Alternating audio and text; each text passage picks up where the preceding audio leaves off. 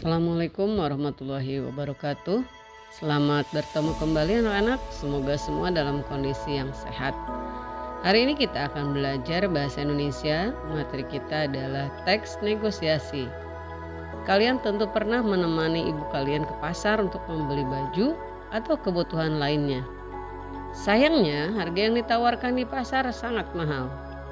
Tapi karena kita membutuhkannya, terjadilah tawar-menawar. Apakah kalian sudah semahir ibu kalian melakukan tawar-menawar? Saat kita melakukan tawar-menawar harga dalam proses jual beli barang, tandanya kita sedang melakukan negosiasi. Negosiasi bisa dilakukan juga pada saat wawancara kerja. Mari kita simak contoh berikut.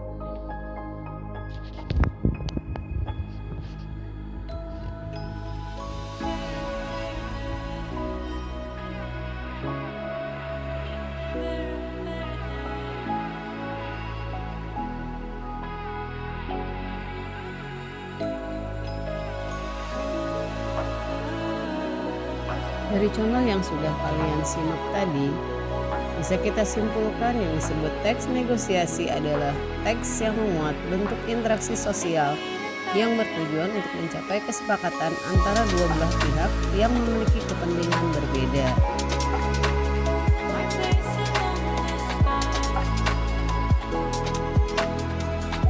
Adapun ciri-ciri teks negosiasi bisa kita lihat. Yang pertama, menghasilkan kesepakatan, berarti ada dua pihak. Yang kedua, menghasilkan keputusan yang saling menguntungkan. Yang ketiga, memprioritaskan kepentingan bersama. Yang keempat, sarana untuk mencari penyelesaian masalah. Dan yang kelima, mengarah pada tujuan praktis.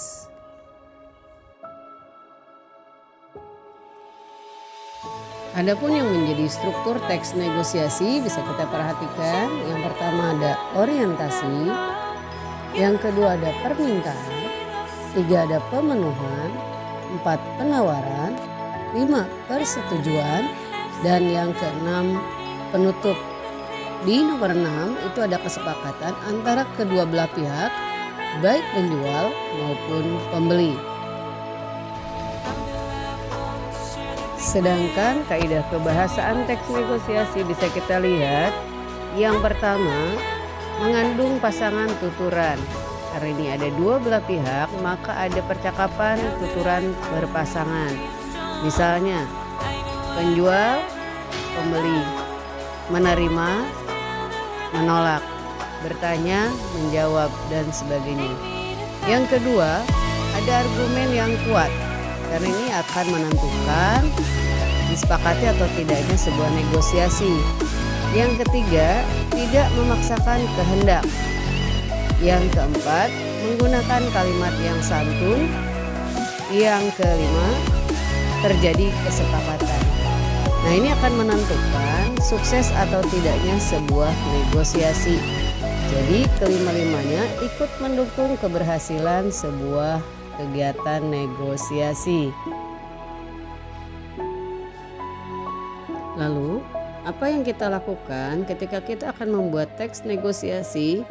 Ada beberapa langkah yang harus kita lakukan. Yang pertama adalah tahap persiapan dan perencanaan. Nah, pada tahap ini kamu bisa menentukan tema kegiatan.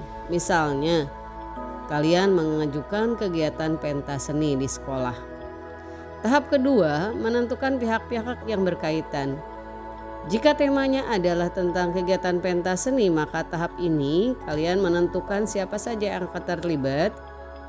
Yang pasti ada siswa, ada kepala sekolah, ada pembina kesiswaan, guru, dan lain-lain. Tahap ketiga adalah tahap menentukan hal yang akan dinegosiasikan. Pada tahap ini, kalian perlu menentukan apa hal yang akan dinegosiasikan, misalnya waktunya, kapan, kemudian acaranya seperti apa, pengisinya siapa saja. Dan yang berikutnya menyiapkan penyampaian argumen. Argumen perlu kalian rancang karena argumen ini akan memperkuat kesepakatan yang nanti akan dilakukan. Misalnya, pentas seni perlu dilakukan dengan argumen bahwa banyak siswa yang meminta kemudian banyak potensi yang dimiliki oleh siswa sehingga perlu adanya kegiatan pentas seni dan lain-lain. Berikutnya kita merancang kegiatan tawar-menawar.